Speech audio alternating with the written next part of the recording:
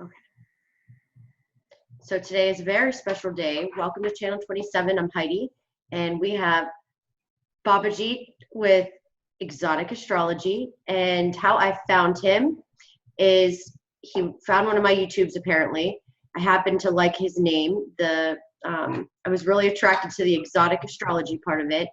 So I clicked on his channel, and he had so much knowledge on Vedic astrology, on spirituality. So I couldn't wait to get in contact with you and bring you on my channel. So we're going to talk about today spirituality. We're going to talk about some of the basics of Vedic astrology. And we're going to have you back where we're going to bring you live and be able to, because I'm sure everybody will have a ton of questions for you as well.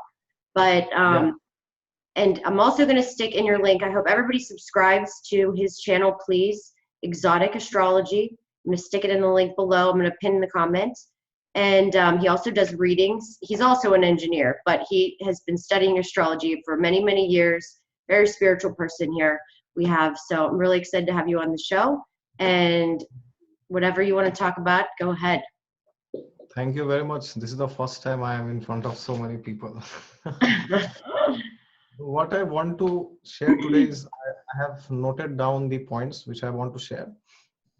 And I have seen in my course of journey in spirituality, even within astrology, that people go very high and people want to go to very lofty things, very lofty topics, very high level of knowledge they want. But what I have seen is most of the times they lack the basics.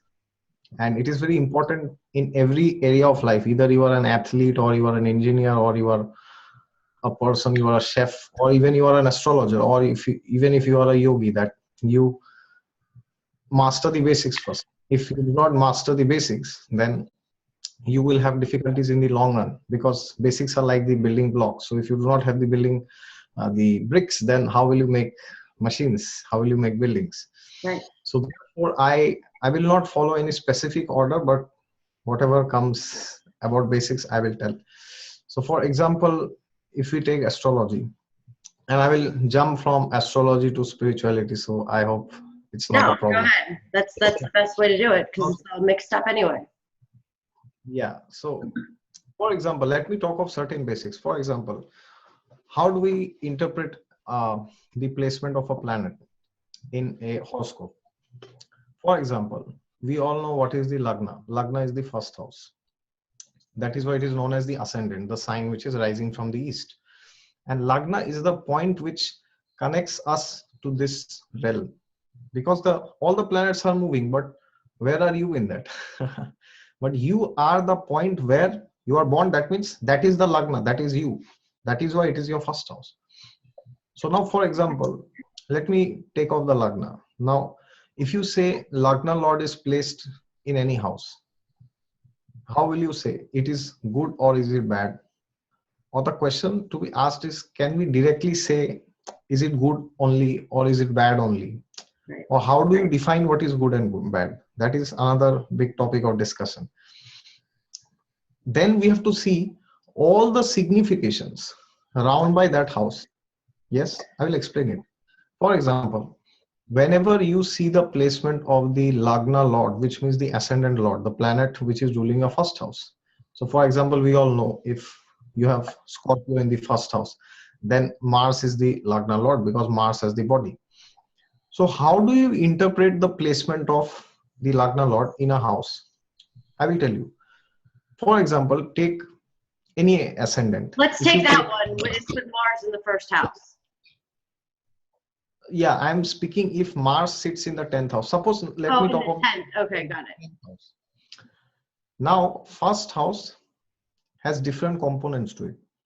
First house represents the soul ultimately, from where you have come, because that's the point where you are born. That means you are a soul. The Atma is in a material journey, and the soul is signified by the planet Sun, and the body is planet Mars. That's the difference.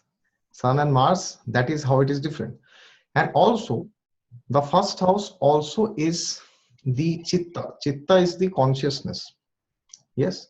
What is the consciousness? Consciousness is what the soul is is wanting actually, and that is the Jiva, that is Jupiter. So these three. Okay, we had a quick pause. Sorry about that. Sorry for the interruption. Go ahead. Yeah, so what I was telling is the Lagna first house has many components into it, ignoring the planet which is ruling it. Apart from that also, for example, we have Sun, the significator of the Lagna, and the significator of the 9th house and the 10th house.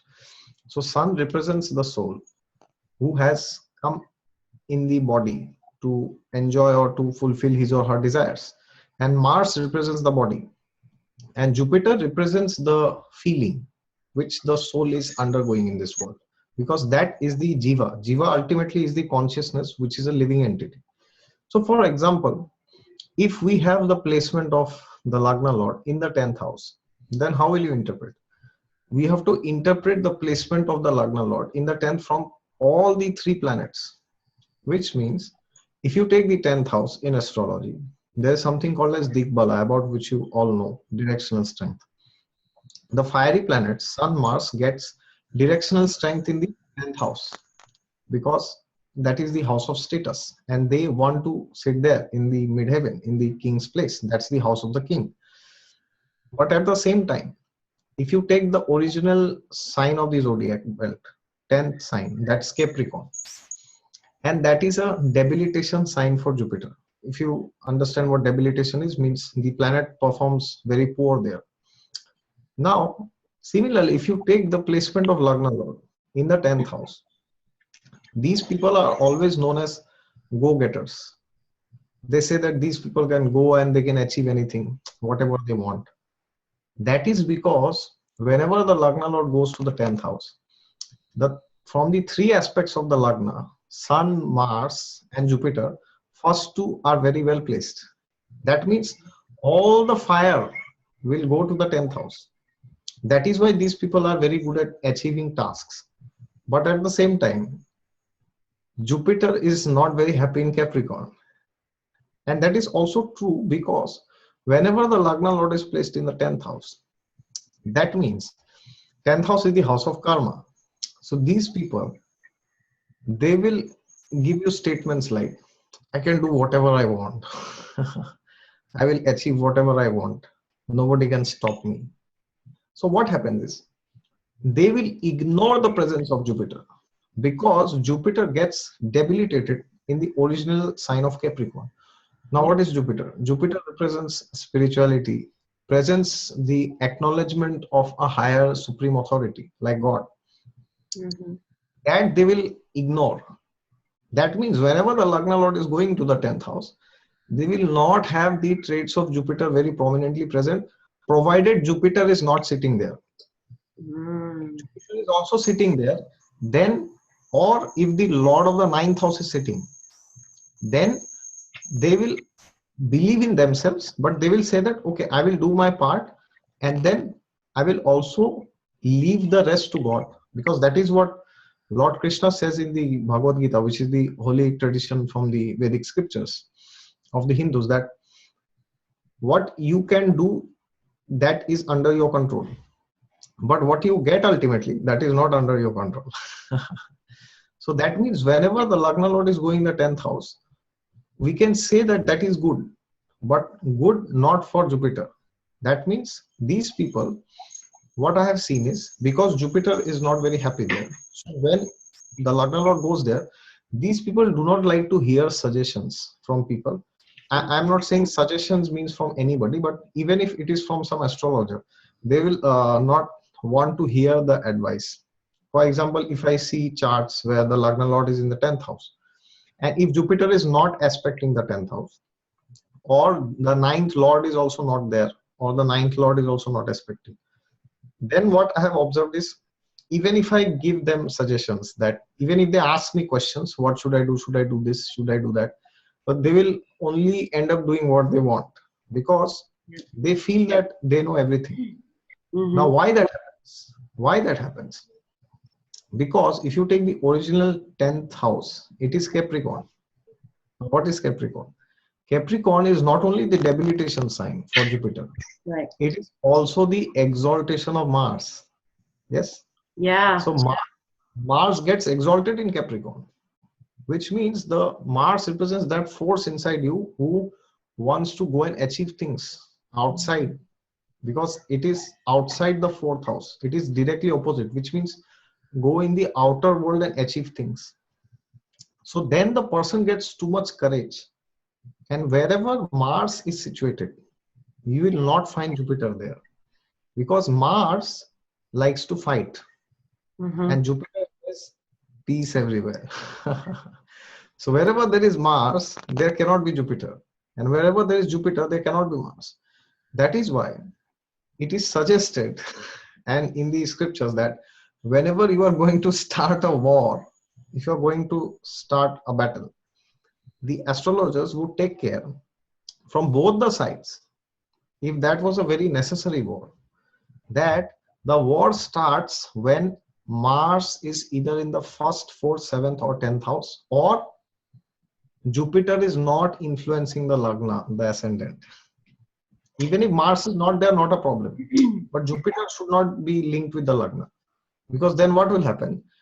You will only want to have peace talk. You cannot have one at that time. So Jupiter and Mars, yeah, Jupiter and Mars will try to, although they are friends, but their nature is opposite. Yeah. And why they are friends is both of them are very good with each other and both require each other. One example is the horoscope of Lord Ram. Lord Ram has an exalted Jupiter and an exalted Mars. Both are aspecting each other. So now you see in Lord Ram's horoscope that Jupiter, which is the embodiment of forgiveness, is in its supreme dignity in Cancer. And Mars, which is the ability to fight, that is also in supreme dignity. That is why if you read the Ramayana, there is a situation where this Ravana, his enemy who kidnapped Sita, Ravana's brother Vibhishan was kicked away by Ravana. And then Vibhishan goes and falls at the feet of Ram. And then in the camp of Lord Ram, there are people like Hanuman and Sugriv. These people are discussing, should we accept the brother of our enemy? Because it's very dangerous. He may be a spy, he may try to kill us or kill you, or he may try to leak the information. Then Lord Ram says, what to speak of Vibhishan? Today, even if Ravan comes and apologizes, I will give him everything. So that is the exalted Jupiter. Now, if you take Mars exalted, that is also there. And then what Lord Ram says? Lord Ram says, but if he does not surrender, he will be dead. So you see how that is acting. Mars is also exalted and Jupiter is also exalted. Right. So if you surrender, I'll forgive you. Whatever you have done, I'll just forget everything. You kidnapped my wife, you tortured her, tormented, harassed her, I will forgive you. And if you do not surrender, nobody can save you. Right. Because Mars is exalted. That means you will be killed. So therefore, this is one way how you can interpret Lagna Lord's placement in the 10th house, or suppose it goes to the 9th house. Lagna Lord's placement in the 9th house. That is very good for traits of the Sun and Jupiter, because 9th house has Karak as both Jupiter and Sun. Yes. But Mars is not very happy there because it is the house where Mars feels that I cannot act. So these people, when the Lagna Lord goes to the 9th house, these people can have more faith in God rather than practical application. Now again, I'm not saying that is good or bad. I'm saying how you interpret. I agree. Yeah, you're right. You're right, for sure. Yeah. Yes, that is how you interpret. Similarly, if the Lagna Lord goes to the 4th house. 4th house is a best placement for Jupiter because it gets exalted in Cancer. So therefore, these people will have Jupiterian traits very highly in them. Yeah. But the traits of Sun, Mars can bit suffer because they may want to stay in the home. They may not be very much focused on going outside. So this is how you interpret the placement. Now, another placement, for example, the Lagna Lord in the 7th house. Lagna Lord in the 7th house. For Mars, this is kind of a neutral placement, but for Jupiter, Sun, it is not good because Sun gets debilitated in the original seventh house of Libra, and Jupiter gets Digbali in the first house, directional strength, and in the seventh house, it undergoes a condition like Dikshunya, which means it is directly opposite of the Digbala position. So whenever a planet is in Dikshunya, things related to that planet, you take very wrong decisions. So that is why, even though Jupiter is a benefic, I have seen many times if Jupiter is sitting in the seventh house, the person will always take wrong decisions related to relationships or related to his overall goodness in life. Because seventh house is the house of relationships, but Jupiter alone is, it's like he is in a place where the sun is setting. So there he doesn't have any power to bless the native with intelligence. So these people, Jupiter in the seventh, they cannot also take to spirituality, or even if they take it, it becomes a bit challenging for them. So this is how you interpret different placements. I'm So thinking of these all the are, charts that I know. Like as you're saying this, you're right, totally dead on, because I'm thinking of every chart that I know that because I remember charts. It's really funny. I don't remember names, but I remember charts and placements. And it is so true. Everything you're saying. Yeah. yeah, that is very true. So this is how you read, and this is how you interpret. Because sometimes I have seen people will say, okay, Lagna Lord in the 10th is very good. That is true, but good for what? Yeah, right. Lagna Lord, Lord, they will say Lagna Lord. Now another thing, Lagna Lord in the 6th house, they will say it is not that great. That is true. But for what it is not very great? Because if you take the 6th house, 6th house is the house which has the Karakas. Mars and Saturn are the significators of the 6th house. Yes. Mars shows the enemies and Saturn shows the debts which you have. Suffering, basically. That's the 6th house. So now if the Lagna Lord goes to the 6th house, then for Martian traits, it's very good. Yeah, right. Yes. These people are extreme fighters. And they're great detectives too. Great at that. How can you say that Lagna Lord in the 6th is bad? Mm-hmm. And now you take Lagna Lord in the 8th house. Now that is good or that is bad? That is good. That becomes a bit tricky. You have to see. That one's a trickster. Yeah. You have to see. Now, for example, if you take for the Lagna 3 significators, the Sun, Mars, and Jupiter. Now, 8th house is originally the sign of Scorpio. So Mars can act pretty neutral there. But because it is Jala Tattva, it is Scorpio is a water sign. So the aspects of Sun will suffer. That is why you will see Lagna Lord in the 8th, and if it is there in the Navamsha also, provided and if other combinations support, their health is very bad. Yeah. And now Jupiter can be a bit topsy-turvy here. It can be good or bad. The Jupiterian aspect of the Lagna. Do you understand? I'm not talking of Jupiter here. I am talking of if Lagna Lord is in the 8th, the aspect of Jupiter, which is referring to the Lagna, that can be good or bad. For example, if the 8th house has a fire sign or a water sign, for Jupiterian traits, it's very good because Jupiter is excellent in signs of water and fire. Yes. Mm-hmm. So that's how you see. For Mars, it is kind of neutral. For Sun, it is not good. And for Jupiter, it depends on the sign. So Lagna Lord in the 8th house, if the things differ as per the sign, for different people, it will give different flavors. So how can you say the Lagna Lord in the 8th is bad or it is good?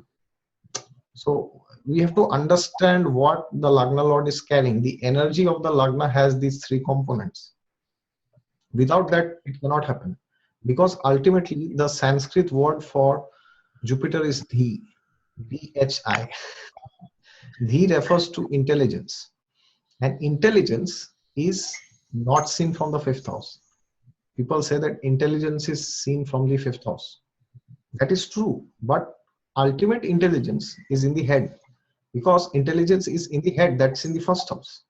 So whenever you take the placement of Lagna Lord, the concept of Jupiter cannot be ignored.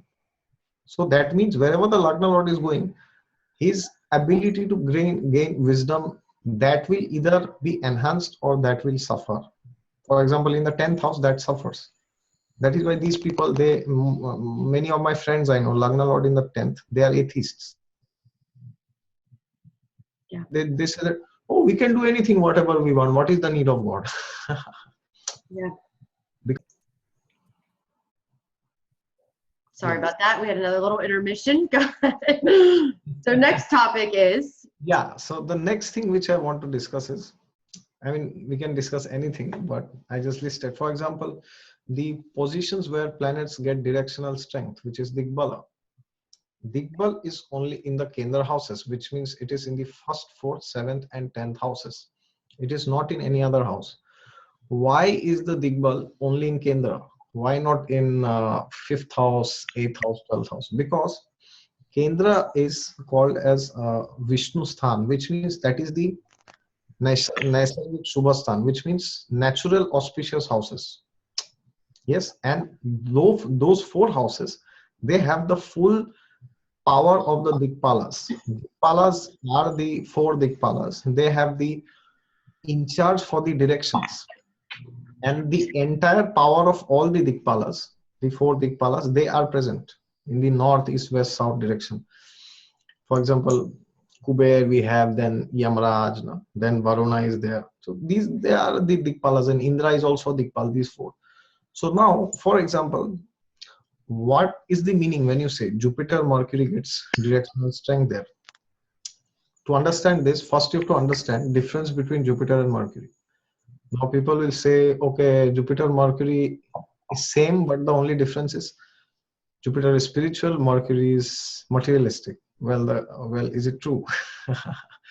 That depends on what sign there. But yes, inherently that is a correct answer. What I'm saying is Mercury represents the ability to grasp things and ability to structure our thoughts in a right way, structure different areas, because it gets exalted in Virgo. And Virgo is the sign of planning. So Mercury, whenever it is well placed, if it is in the Lagna, these people will be very much good with planning, etc. But what is Jupiter? Jupiter represents wisdom. There's a whole lot of difference between information and knowledge and wisdom. Information is the tits and bits which is there, any information, any data. But knowledge is what you get from it, what actually the data is meaning. When you read a book, you understand.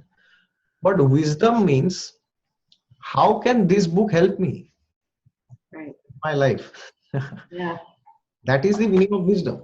For example, if I read a book, suppose any book, Harry Potter, or any book on astrology. Now, if Mercury is very good, I will remember everything what is there in the book, from top to bottom, from the first to the last. But if Jupiter is not well placed in my chart, I will be clueless of how to use that knowledge in my life. That is why you see so many people, they know so many things. Have you seen sometimes? I know some people I know, they have so much knowledge, my God. But the question is, are they able to use that knowledge in a way which benefits their life? Right.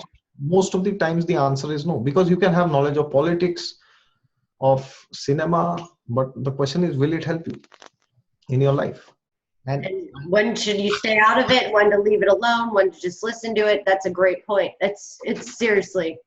Yes. So Jupiter will tell you that, because see, Jupiter is the guru, he's the teacher, and Mercury is the student.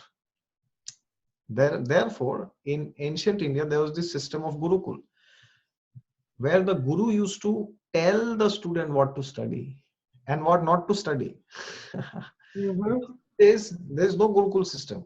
Everything is flooded around in the internet. Yep. So one of the difficulties which come with that is, you learn so many things and you cannot filter actually. Should I know this? Should I not know that? Yeah. And that is true with everything. If you search the dish called paneer butter masala, which is a very famous Indian vegetarian dish, you will get a million recipes in the internet. I love that. Go ahead. Yeah, even me too. Every recipe will claim that is the best. Now I'm not saying that it is not true. Maybe every recipe is best, of course. Right. because when it comes to food, everything is good only if it is cooked in the right way. But I'm talking when it comes to spirituality or even astrology or so many other divine topics, these confusions can come. Okay, what is this, what is that? So that is why Jupiter is to be very importantly has to be assessed very importantly in the chart. Now, why do they get directional strength in the first house? Because first house is the sign of it is the eastern direction from which the sun is rising.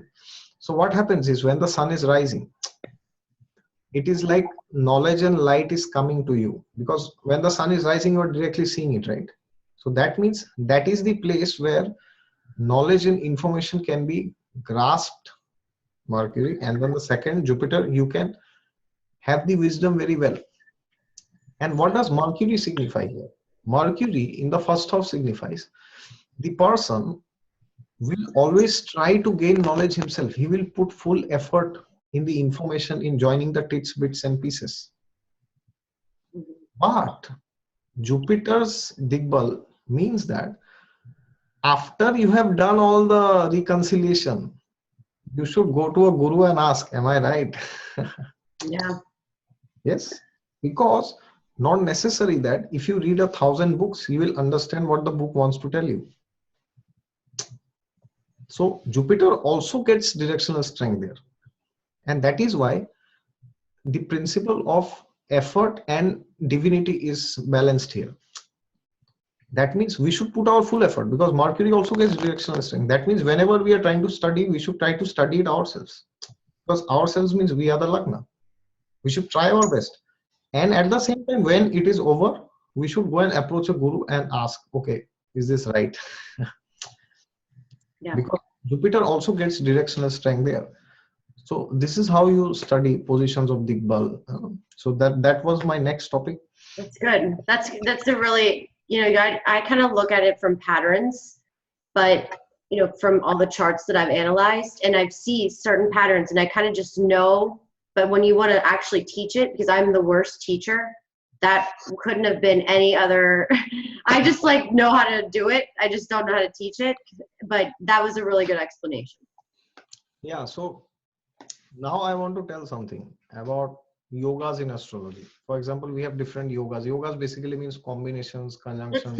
Say what that is, because we have some new astrology people here. So yoga means, for example, if planets are sitting together or if they are sitting in each other's houses, that is known as a parivar. See, the word yoga, actually there is no word called yoga. It's yoga.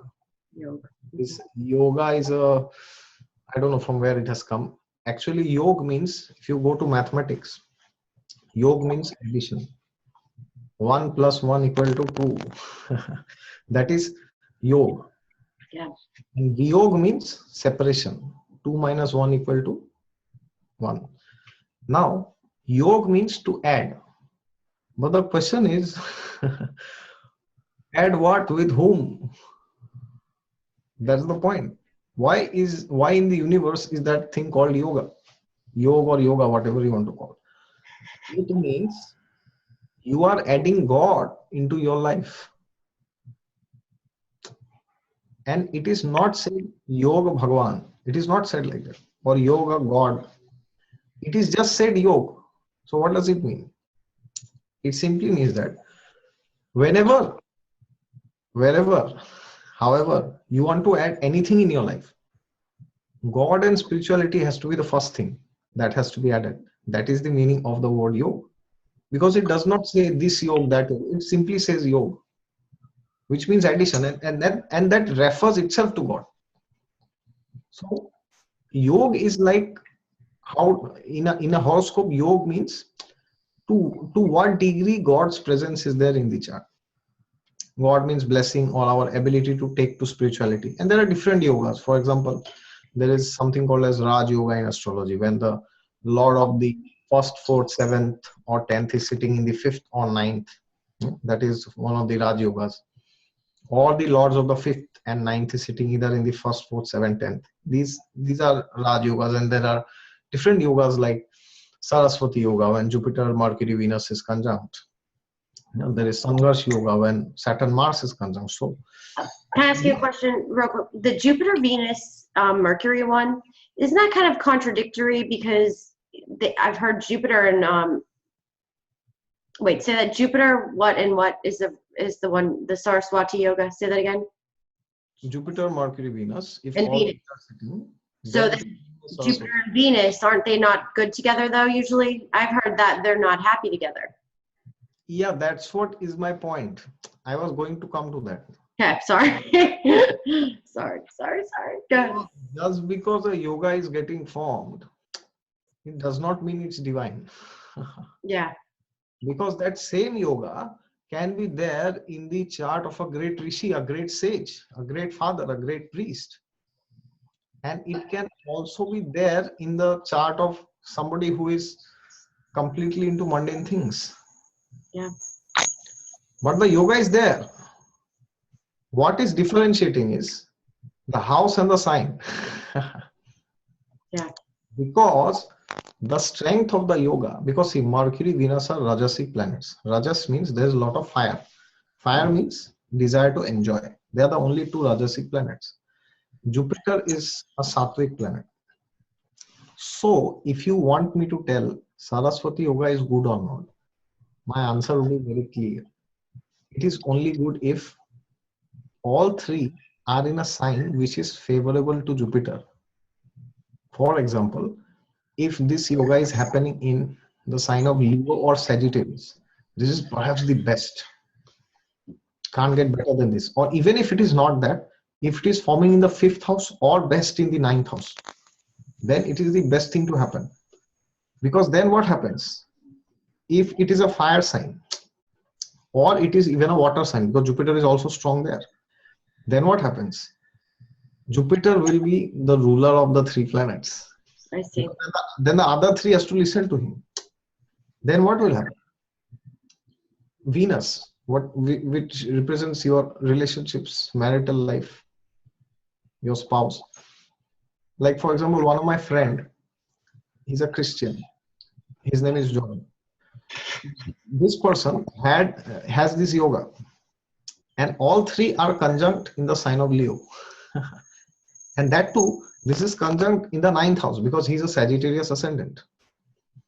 And I was just asking, my dear John, can you tell me, when you started searching for looking for your wife, because in India there's a system of arranged marriage where you there are different websites by which you can get married by seeing people.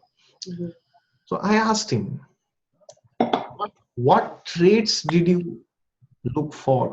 Because when you go in the search engine, you have to give traits: beautiful, tall, dark, or whatever. And he said, I had only one criteria. What? I'm passing this to you, Heidi. Can you just guess what that criteria is? I would say looks, money. I would say that. What did I say earlier? Which sign it was? Oh, Leo. Yeah, and it is the 9th house. Yeah, I don't know. That could be all over the place, though. I would say maybe. I would say I know people that they would say money. They would say fame. He was only searching for one trait. The girl should be religious. Really? That's interesting. Yeah, that is because this yoga is happening in the 9th house. And also it is happening in a sign where Jupiter is extremely powerful. Makes sense, yeah. Now what is happening? See, when Jupiter and Venus are together, it's a very tricky situation. Yeah, put that in Taurus. That would be maybe that's what I was thinking. If that's Taurus. Things will go haywire if it is in Taurus. Yeah, Gemini. Yeah, because what happens whenever a planet is placed in a certain sign, it is forced to behave like that. Mm-hmm. Then whenever Jupiter, Venus is placed in a fire or water sign, which is excellent for spiritual pursuits, then Jupiter becomes so strong and Venus becomes weak there, unless it is Pisces, because Venus gets exalted. Other signs like Cancer, Scorpio, Leo, Aries, or Sagittarius, there Venus is not very strong. Jupiter is fabulously strong. Mercury is kind of neutral there. It is also like Venus, but it is kind of neutral. So if you ignore Mercury and if you take only Jupiter, Venus, then Jupiter is the one who will drive Venus. That means what? Whenever the person is searching for Venus, which is what? Wife, he will search for Jupiterian traits. Yeah. And if this is happening opposite in the sign of Taurus, Mm-hmm. I have people who have this conjunction. I think Or I get the Taurus ones a lot. yeah, if this is happening, especially, yeah, Taurus is a very good example to demonstrate Mhm. because it is the sign of luxury. You can give graphic examples using Taurus. So there was a person who had this placement. Jupiter Venus conjunct in, I don't know the house, but it was in Taurus. So now Taurus is the own sign of Venus, and Jupiter is wondering what will I do here, because it's like you have told the priest that go and sit in this palace. Right. And you have to chant your mantras, you have to think about God, which is like the last thing you do there. So now what happens is Venus is driving Jupiter because Jupiter is forced to listen to him. So now see, what is Venus? Venus is luxury. What is Jupiter? Religious ceremonies, functions.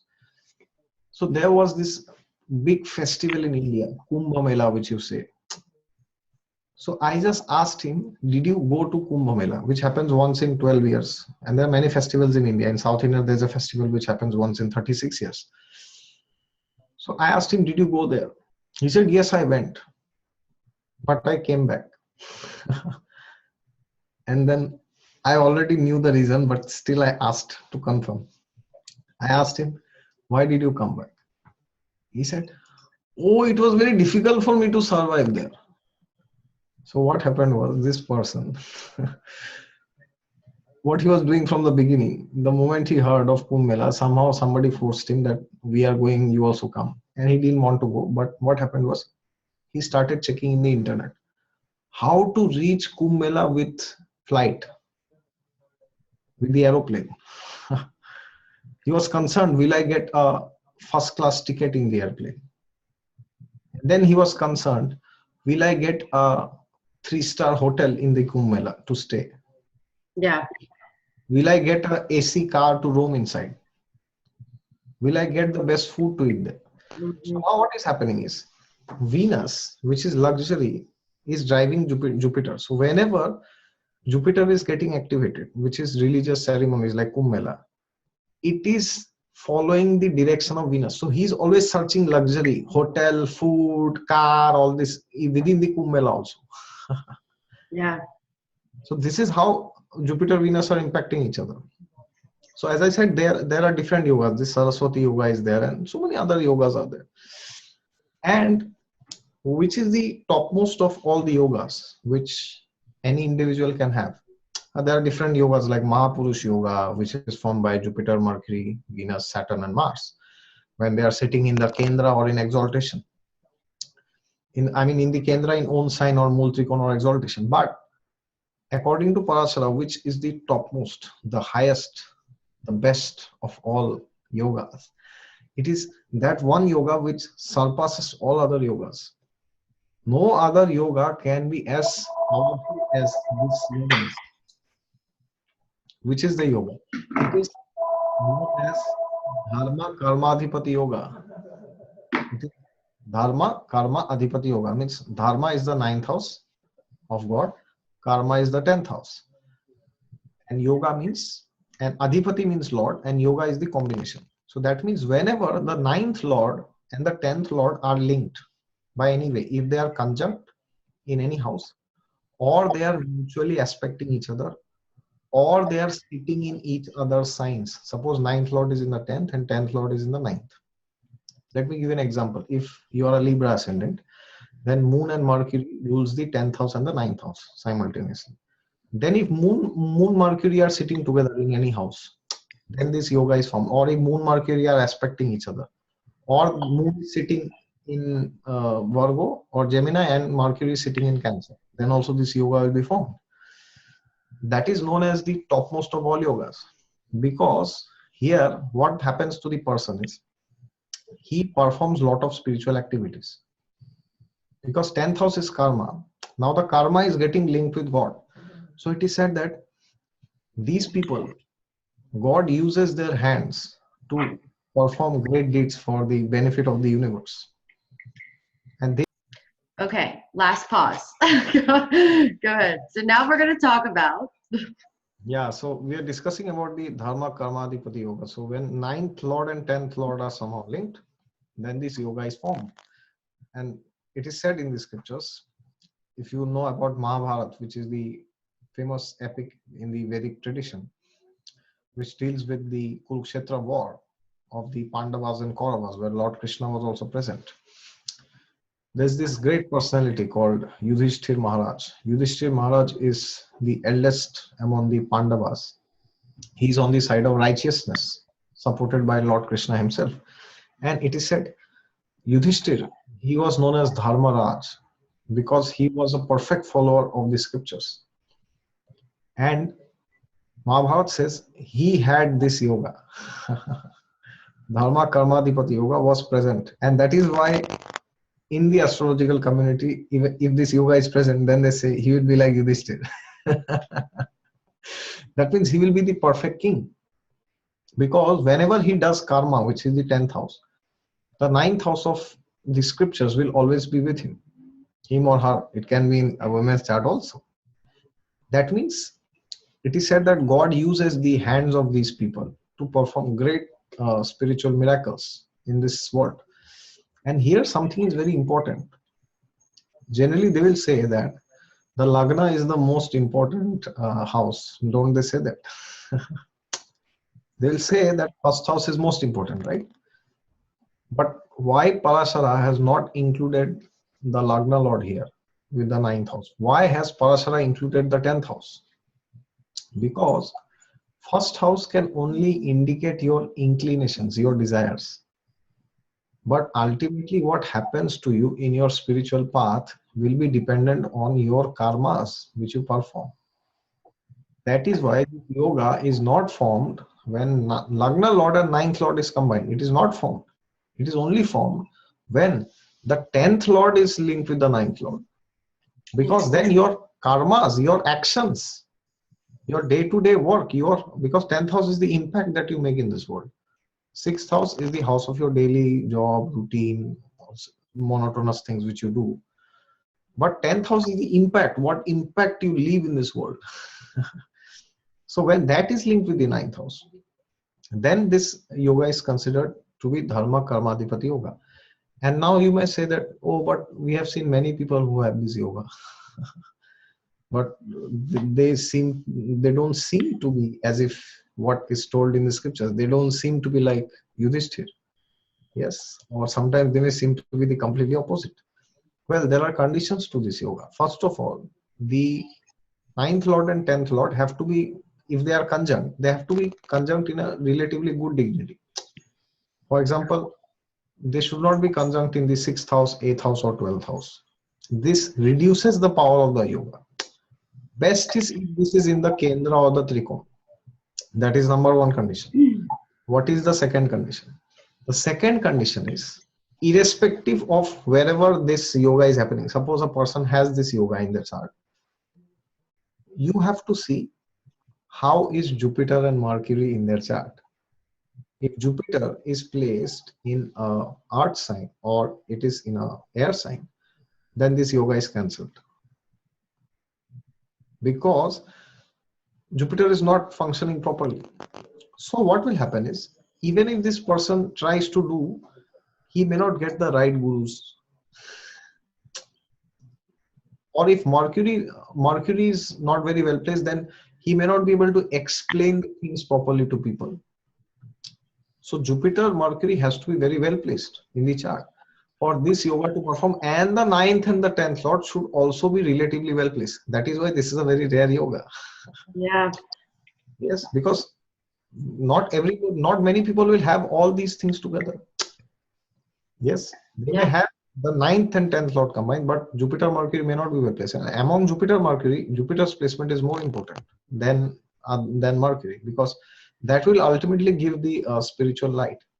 So that's what I want to tell here, that whenever you are studying yogas, then also you have to know what are the different conditions. Like, for example, what did I say here? that Jupiter Mercury has to be well placed. Otherwise this yoga is not very great. Yes. That could make like a cult leader if it was in the wrong places, you know? Yeah, the person can have wrong thoughts about that. Wrong. And because the ninth lord and 10th lord are combined, ninth lord also shows your principles. Yep. So this person can be very headstrong about going around making his things, making other people follow what he wants. Exactly. But if Jupiter Mercury is not well placed, so this is how you study, no? And that is why 10th house is very important, because it is our karma. Because if the Lagna Lord is involved with the ninth, it can be just that, oh, I want to do spiritual activities, but the 10th house will tell, are you doing it? Because there's a big difference between wanting to do and doing actually. That is why Parashara includes the 10th house. Even though Lagna is the first house, it is the most important house. Parashara does not include the Lagna with the 9th house. So that is one thing I wanted to discuss. And the next thing I want to discuss is, there's a lot of talk about exalted planets. So everybody thinks that, okay, exalted means the planet is great, it is fabulous, it's mind-blowing. Well, that is true. That is why it is exalted. But great in what sense? Have you asked this question? I will explain it to you. Let me take the example of Jupiter and Venus for today. Other planets will do some other day. I know.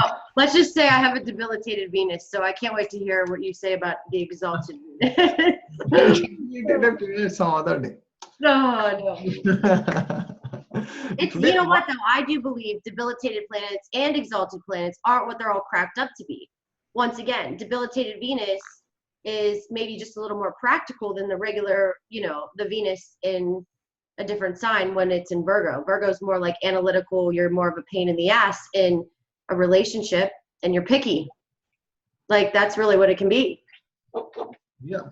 So whenever you study the exaltation of a planet, always consider the placement of that sign from its Mool Trikon Rashi. Should I repeat? Yeah, go ahead. Please repeat that, just because I want to make sure I got it. I will explain it to you. Let's take the example of Venus here, because Venus is about love, romance. It's always in the talks. So Venus gets exalted where? In the sign of Pisces, which is the 12th sign of the zodiac. Number 12, wherever number 12 is, that's the sign of Pisces, which is the Mool Trikon sign of Venus. Mool Trikon means its prime duty, because Venus rules two signs, Libra and Taurus, out of which Taurus is his own sign. Libra is also own sign, but Libra is the Mool Trikon sign. Mool Trikon means Moola refers to roots, and Trikon refers to DNA, as I have said in my last tape in my channel. If you want to know more about that, you can go and check in my channel. Yeah. So Moola Trikon means what fundamentally the DNA of the planet is. Fundamentally is Moola, Trikon is DNA.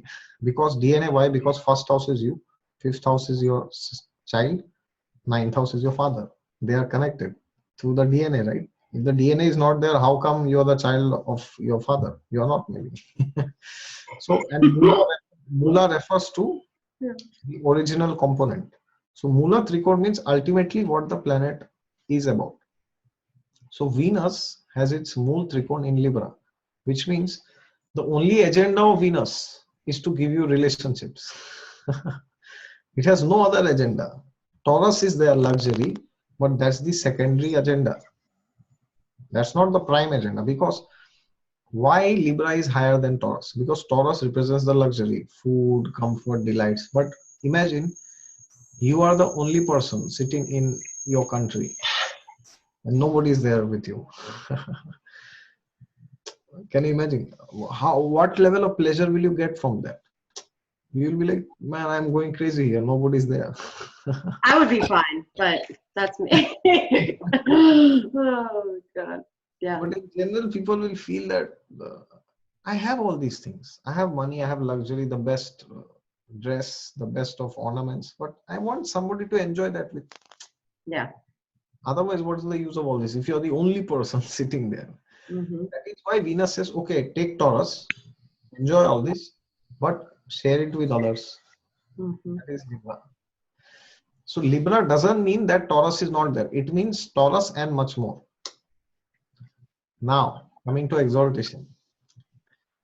Pisces is the exaltation of Venus. And if you count from Libra, which is the house where Pisces falls, if you Mhm. count, Pisces is the 6th house from the sign of Libra. Mhm. If you count 7, 8, 9, 10, 11, 12, it is the 6th house. And we know in astrology, typically 6, 8, 12 houses are called as Dusthanas, means difficult houses. Yes. Yeah. Now it's very strange that from its Mool Trikon, it is going to a difficult house. And then it is getting exalted there. What do you think? What is your interpretation? I will tell you the answer, but I just want to hear. What do you think? Why does it happen? Or maybe Parashara did a mistake. Say it again. I gotta redo.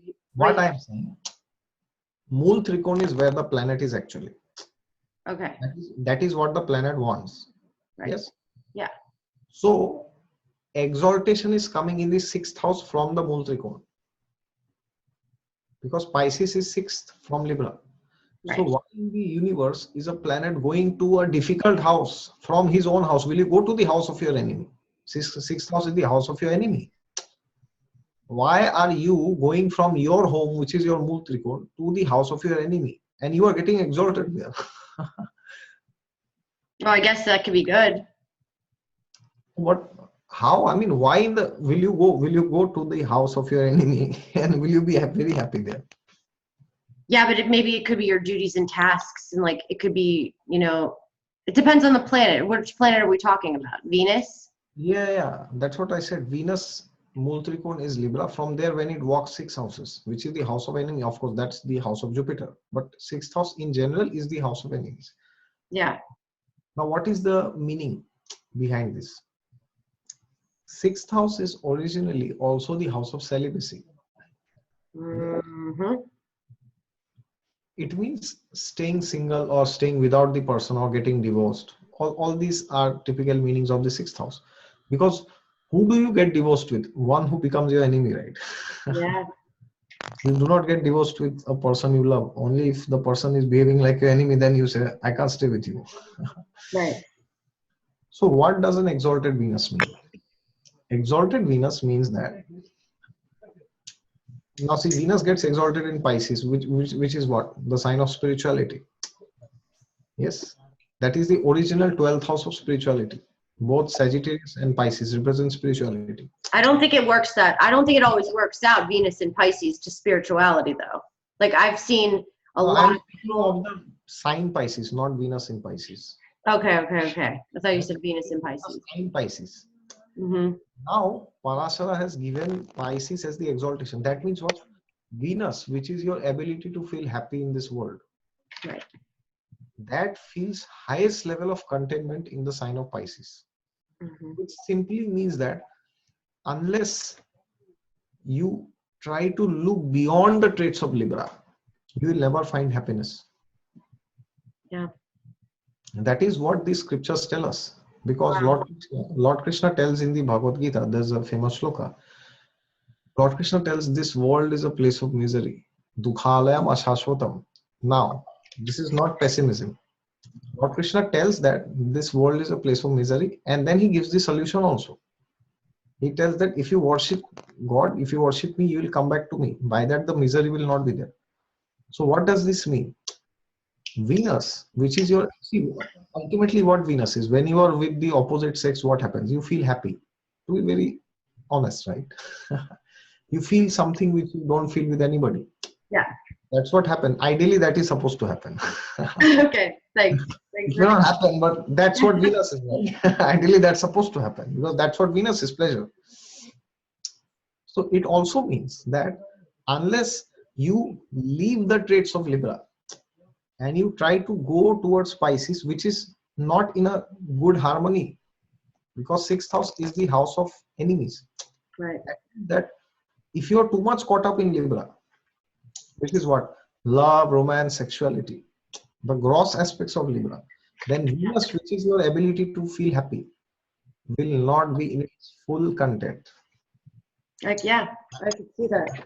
That is what it means. That means, and also Lord Krishna says that there are different categories of people who approach me. One of four categories. One of that he says is Artho Jigyasu Artharthi Gyani Cha Bharatarshabha. He says one who is distressed.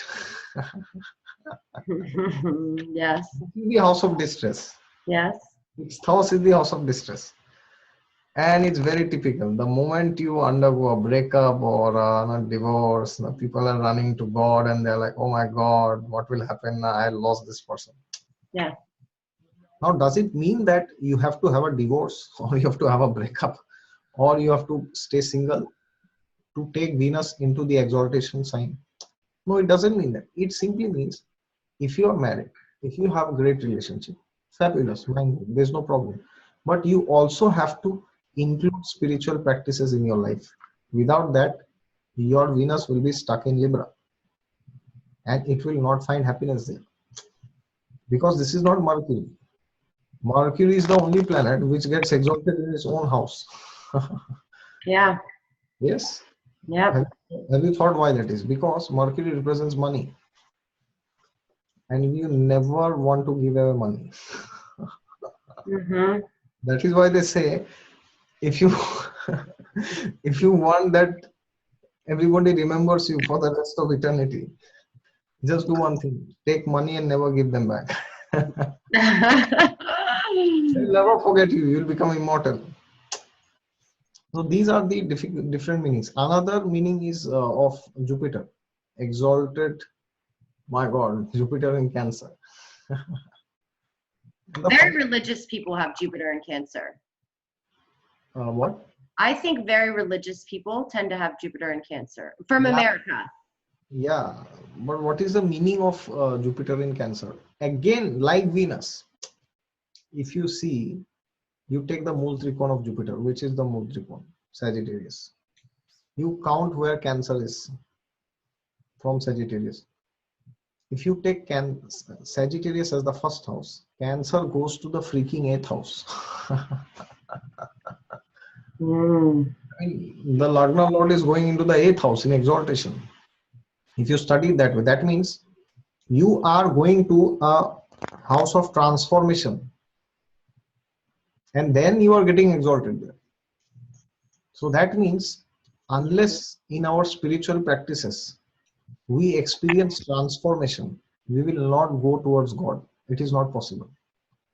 So I have that. I have my Jupiter is in Sagittarius, right? So is that the same configuration? Would that be the same thing? Because my 9th house is Cancer. No, I'm saying forget about anybody's placement of Jupiter, wherever Jupiter is. Okay. I'm saying just take the planet. If you want to improve a planet, how you improve it? You see where the planet gets exalted. Very simple. Very simple. Got it. I see what you're saying. Okay. Yeah. So now if Jupiter, if you suppose wherever Jupiter is, you consider that Jupiter, forget about Jupiter. You think that there's a planet and to perform the best, it has to go to the 8th house. Just think like that. Because Sagittarius, when you make first house, Cancer comes in the 8th house. Then what happens? That means whenever you are doing some spiritual practice, either it is mantra, meditation, yoga, whatever you are doing, if you are not experiencing results of the 8th house, what is 8th house? 8th house is the house of transformation. It is the house of death and rebirth. Unless you are experiencing some transformation within, you will not elevate your Jupiter. Therefore, sometimes you will see, like, for example, in my case, I used to eat meat till the year 2010. And after 2010, I stopped eating meat. Not suddenly, within 2-3 months I left. I started leaving meat by August, and then by December I was done. Yeah. 3-4 months I left it. That's a major transformation I have brought in myself. Yeah. And then there are some people I know, that they will eat meat sometimes and they will try to leave, but they can't leave. They will again go back. It's the same with addictions also. So if the eighth house of transformation is not there, The that eighth means, house is addictions too. yes, that means the transformation has to be there. Otherwise, your Jupiter is not improving. That is why you will find people, they will say, okay, from 20 years I am doing this practice, it is not happening. I am not getting any result. Yeah. Well, why you are not getting the result? The answer is in Jupiter's exaltation sign itself. Where does Jupiter gets exalted? In Cancer. And which is the original sign of Cancer? Which house does it represent? It is the fourth house. And what is fourth house? Fourth house essentially is the mother, right? Mm-hmm. The love which a mother has for the child, which is very selfless. Mm-hmm. That is the sign where Jupiter gets exalted. That means whenever you are doing some spiritual practice, you have, see, how will a mother love the child? She'll be mad completely. She's always thinking, okay, what the child is doing, he or she is getting up, he's sleeping, or he wants food, or she's crying, or whatever. She has nothing in her head except from the child. Yeah. So that means, and what is Capricorn? Capricorn is the opposite. It is the sign of authority. Either you like it or you don't, just go to hell, just follow. You cannot just go and say, no, no, no, no, I don't like to do this. Then they will fire you. Yeah. Yes, may not be always, they may accept your opinions, but ultimately whatever they have decided, you have to follow it. That means you want it or you don't want. You are just doing like a animal there, because Capricorn has that sign of that animal. Yeah. And that is why it is ruled by Saturn, because Saturn represents those things which you do not like. Mm-hmm. And that is why it gets directional strength in the seventh house. Exactly opposite of the Lagna. That means Saturn represents those things which you hate the most. That is why it gets directional strength in the seventh house. So now, if you behave with Jupiter like Capricorn, you can go on chanting a million mantras. You will be in the same. Yeah. Suppose you are in an Indian family. Suppose, let me give an example, or maybe in a traditional Christian family, the West also. Then suppose a religious person, a father has come to your home, or any archbishop or any priest, and your father tells you that, oh, my dear daughter, the father has come, go and give him some water. So you should do it with all heart and soul. You should not do because your father is telling. Yeah. If you're just doing like an official lip service, or suppose there is a group where you are reading Bible. Oh, why you are reading Bible? Oh, my father is telling. Otherwise, you will beat me. Right. Yes. That is the attitude which you have towards spirituality. You will make zero progress. And on the other side, Cancer is what? It is with love. It is with emotions. If you do with that, then your Jupiter will find highest level of transformation. Because Sagittarius has 8th house in Cancer. That means whenever you are doing spiritual practices with heart and soul, transformation will come. It is guaranteed. 1000% it will come. If it is not coming, it is in Capricorn. That's Any, interesting. any doubts? Yeah, no, that makes total sense. It has to happen. Because the 8th house is itself Cancer. So whenever you do things with love there, no? Because we have the example of Mirabai in India. She was mad after Lord Krishna. She always used to keep singing. We cannot be at that state, but whatever we are doing, even artificially also we are doing, we should do it with full attention, with full heart and soul. For example, if you are chanting a mantra, if you are chanting the mantra, taking the bead in one hand, and if you are using Facebook on the other hand, it will yield zero results. And in fact, it is worst actually. It will give you negative results. Do you know that? That would make sense. Yes, absolutely. Yeah, because you are insulting the higher authority. Because when you are chanting a mantra, what you are doing. It is like you are calling a person. Suppose I am calling you. and you picked up the call, and then I am not talking. How will you feel? Yeah. Will you feel to attend my call again? Next time, what will you do? You will cut it. And if I'm calling you again and again, you will call the police. Police will come and put you into prison.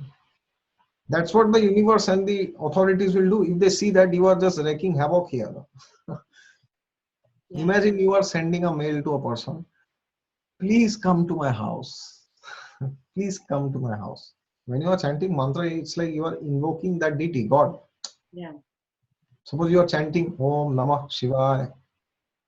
Then you are saying, Oh Lord Shiva, please bless me. But suppose when you are doing that, Hey. you are calling, yeah. So, back after the pause again. Back So, after the pause. Yeah.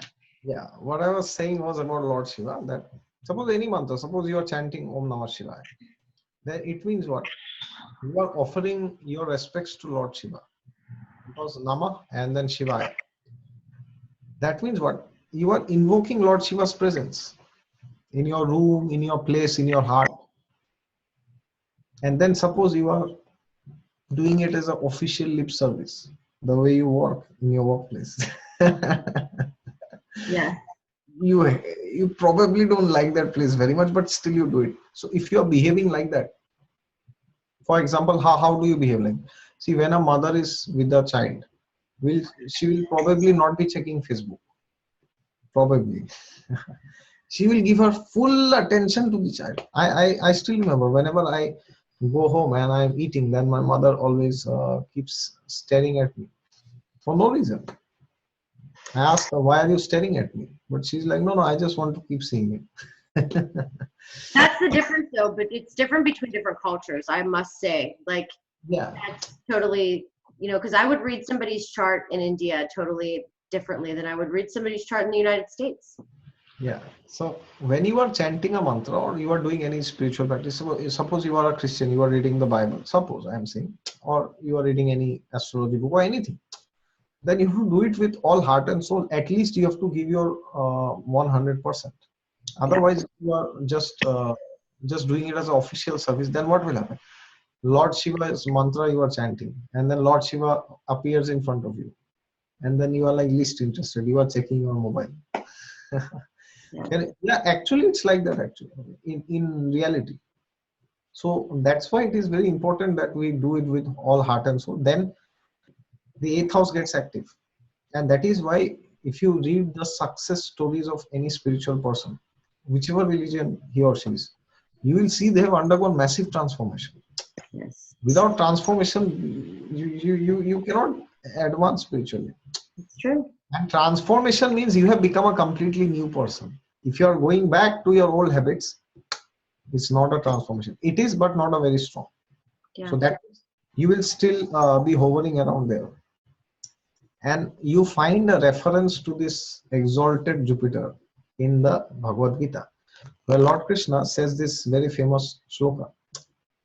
He says, Bhaktim Maim Param Kritva. He says, I will not say the whole shloka, but this is the part. Bhaktim Maim Param Kritva. It means that only through Bhakti Yoga you can approach me. Now, what is Bhakti Yoga? Bhakti Yoga means emotionally trying to connect to God. It is not by doing some exercise. That is also okay. That is good for your body physique. If you want to align your chakras, and that is okay. But whenever you are trying to practice spirituality, it has to be with all heart and soul. Otherwise, you will not find any result. Okay, that is what Lord Krishna is telling in the Gita. And in this, there's a famous saying outside in the world. People, because I'm sure most of your subscribers, many of them would be young people. Yes, if I'm not wrong. No, you'd be surprised. It's 50-50. It's a good mix. Okay, but still there will be many young people. Young means maybe in their teenage or in their 20s or 30s. That is also a young age. Now, what people will tell that, oh, spirituality is not for the young people, for the old people. No. Unless you go through experiences, you cannot learn what spirituality is. This is complete nonsense.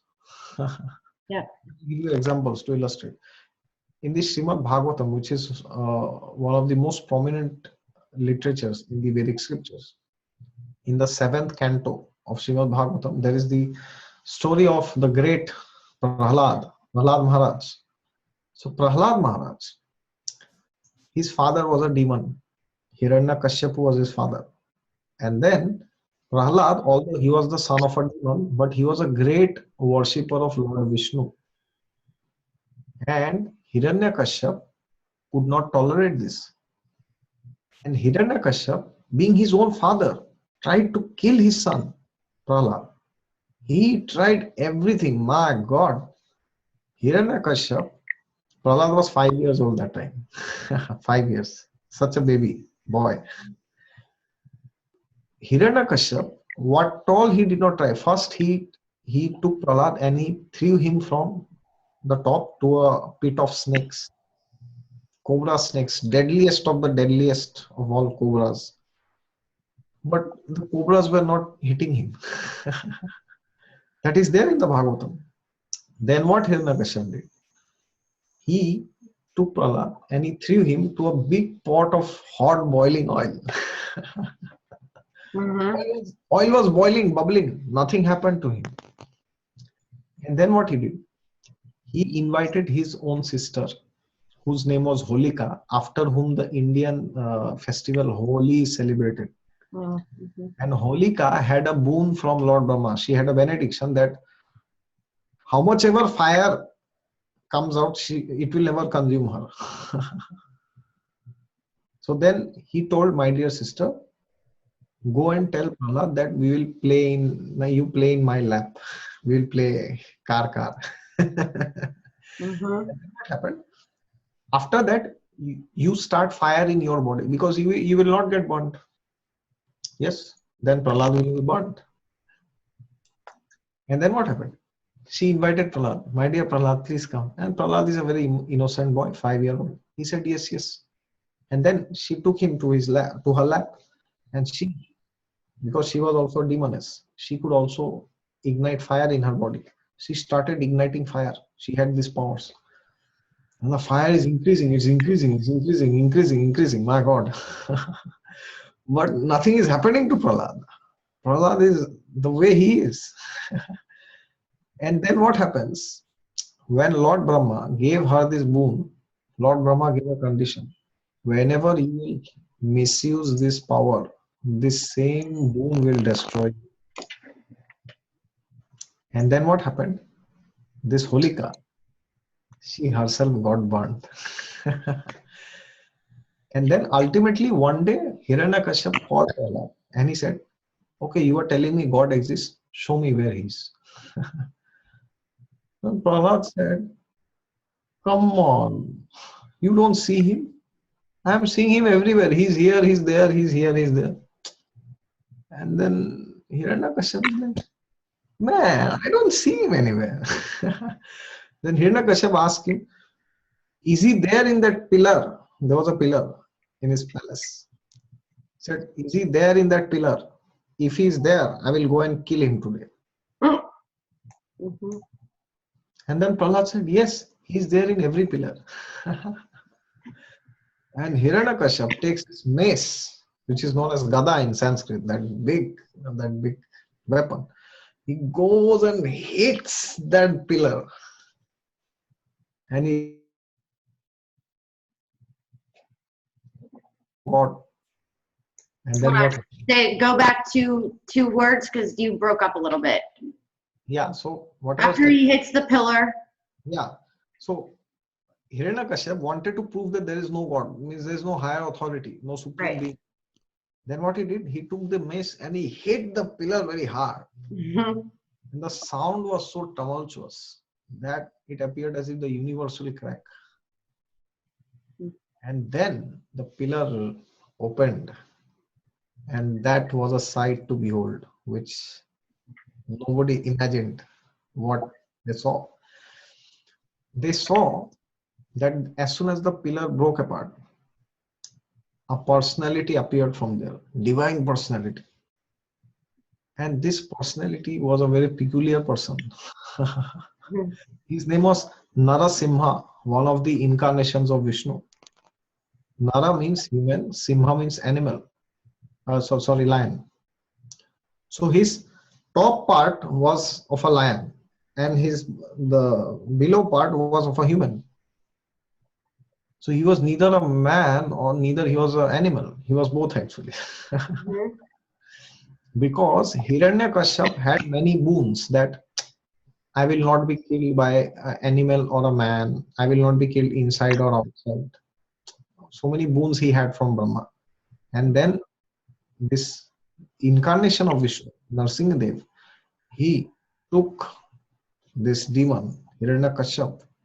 And Hiranyakashyap also had a boon that no weapon can kill him. So then what Narsingadev did? He took his nails, because lion has nails, Mhm. jaws or paw, whatever you call it, and he ripped apart his stomach. And Hiranyakashyap was dead.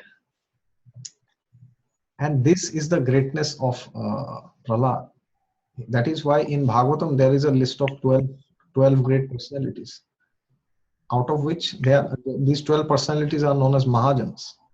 And Prahlad is one of the 12 Mahajans. Yes. Wow. So Prahlad, if you read the seventh canto of Bhagavatam, Prahlad tells to his classmates, fifth year is maybe what, nursery maybe. Mhm. Prahlad tells to his classmates that, my dear friends, you are very late. You are so late. You have wasted 5 years of your life. My God, you have lost it. But don't delay more. Better late than never. You start inquiring about spiritual wisdom now, at least. Yeah. That's what he tells to his friends who are 5 years old. Yeah. It's And true. then there are people who tell that no, spirituality is for the old people. No, it is not for the young people.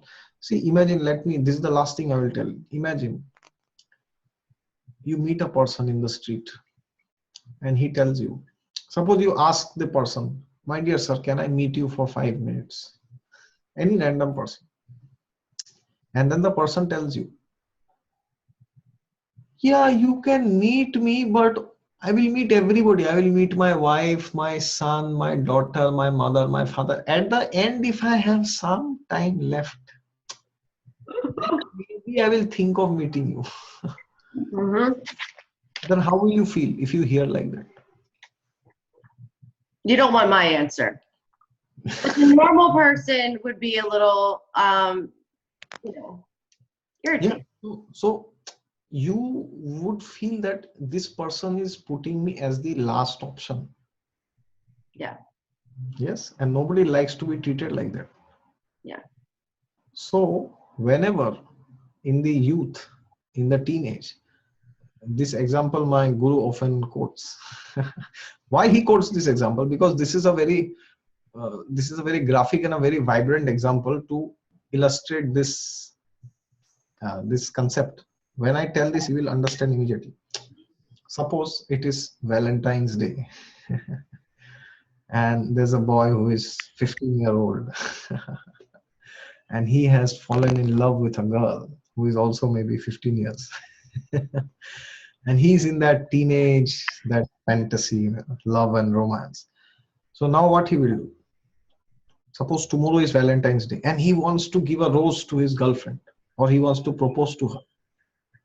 So what do you think? He will go to the gift shop and he will meet that old lady who is selling red roses. And what do you think he will tell her? What if the boy tells her, my dear madam, give me the worst possible rose which is there. Yeah. A downtrodden rose which is maybe 1 week back you plucked, and it has no smell, it has no color, nothing. Just give me that. Will he tell it? No. He will tell that, give me the best rose, the most fresh rose I want for my girlfriend. Mm-hmm. I want the best.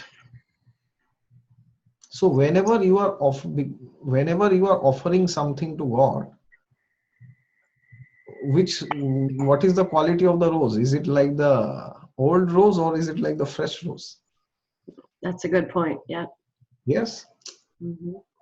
And which is the most precious part of a human being? That is his youth. Youth means in his youth, bodily he is very strong. He can do anything, whatever he wants. So when you are offering your youth to God, that is something which is great. Because anybody can offer the old age.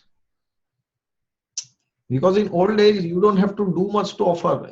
Because God will be the only thing which is remaining. Yeah, true.